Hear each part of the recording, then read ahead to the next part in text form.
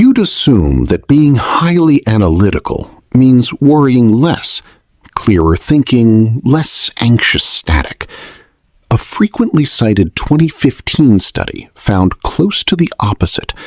Verbal intelligence correlated positively with how often people worry. The sharper the analytical mind, often the more it worries. And there's real psychology explaining exactly why, most of it tracing back to the same machinery that makes analytical thinking useful in the first place. 5 real mechanisms behind this, and one honest caveat, because there's a real difference between worry that's actually doing something useful and worry that's just running in place. The verbal intelligence, worry. Psychologist Alexander Penney and colleagues studied the relationship between measured intelligence and self-reported worry, and found a positive correlation, specifically with verbal intelligence, the kind involved in reasoning through language and abstract argument, as opposed to purely spatial or mathematical ability. Higher verbal intelligence tracked with more frequent worry, not less. The likely reason isn't that smarter people find more to be afraid of. It's that worry is, structurally, a verbal and analytical process, running scenarios, constructing arguments about what could go wrong, holding multiple possibilities in mind at once. The same cognitive tools that make someone good at analysis are the same tools worry is built from. The tell. Notice whether your worry tends to show up as a structured internal argument, reasons, scenarios, counterpoints, rather than a vague, wordless unease. That structured quality is often the analytical machinery, specifically doing the worrying. Here's the mechanism that turns ordinary thinking into repeated, looping worry, specifically. 2. Rumination as reprocessing.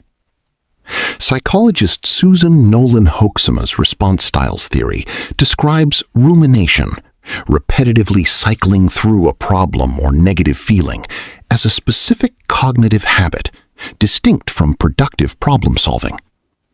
Analytical thinkers who default to processing information thoroughly rather than moving on quickly are more prone to this repetitive reprocessing, precisely because thoroughness is their default mode, applied to a problem that doesn't actually resolve through more analysis. This is the double edge directly. The same disposition that produces genuinely rigorous thinking on a solvable problem produces genuinely unproductive looping on a problem that isn't solvable through more thought, like an uncertain future event. The tell. Ask whether another pass through the same worry is generating new information or just repeating the same conclusion with more emotional intensity attached. Not all of this is purely negative, though. Some of it is a real documented strategy some people use on purpose.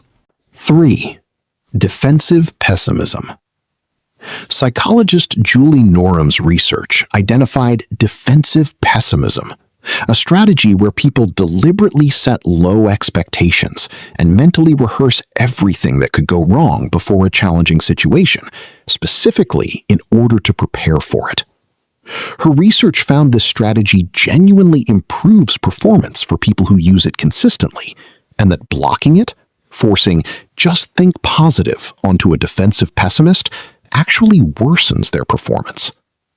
This reframes some of the worry in highly analytical people as functional rather than purely distressing. Running through failure scenarios in advance is a real form of preparation, not simply anxiety with no purpose. The distinction is whether the anticipation leads to preparation or just to repeated distress with no resulting action. The tell. Does the worry produce a specific plan or preparation afterward? Or does it just repeat without ever converting into action? There's also a much older, evolutionary reason this system is built to over-trigger in the first place. 4. The smoke detector principle. Evolutionary psychiatrist Randolph Ness describes anxiety using what he calls the smoke detector principle. A detection system calibrated to produce many false alarms is evolutionarily preferable to one calibrated to miss real threats, because a false alarm is cheap and a missed threat can be catastrophic. Worry, under this model, isn't a malfunction. It's a system deliberately biased toward over-triggering. Here's the connection to intelligence specifically. A mind capable of simulating more possible future scenarios has more opportunities for the smoke detector to trigger because it can construct more distinct what-if branches than a mind that generates fewer of them. More simulation capacity produces more alarms, whether or not more of them are warranted. The last piece explains why some worry specifically targets uncertainty itself rather than any concrete danger. 5. Intolerance of uncertainty. Researchers Michel Dugas and Mark Freeston's work on the intolerance of uncertainty model found that a significant driver of chronic worry isn't the likelihood of a bad outcome. It's the simple presence of an unresolved unknown. People with lower tolerance for unresolved uncertainty worry more, independent of how likely the feared outcome actually is.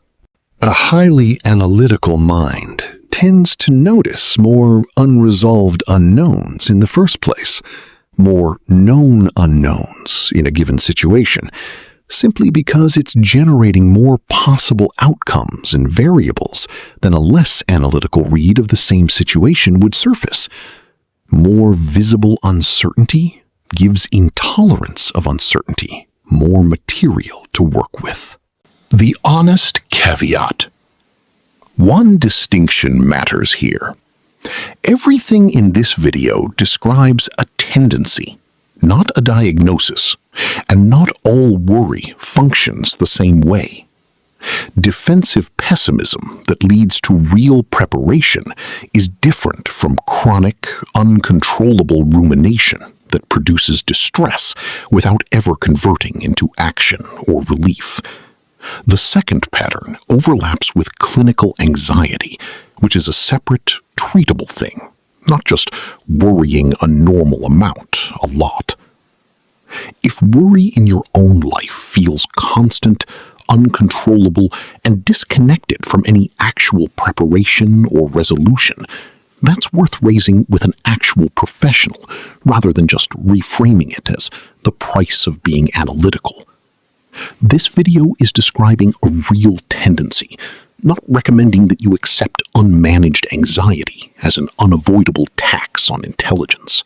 Verbal intelligence correlating with worry. Rumination as the same thoroughness applied to an unsolvable problem. Defensive pessimism as a real functional strategy.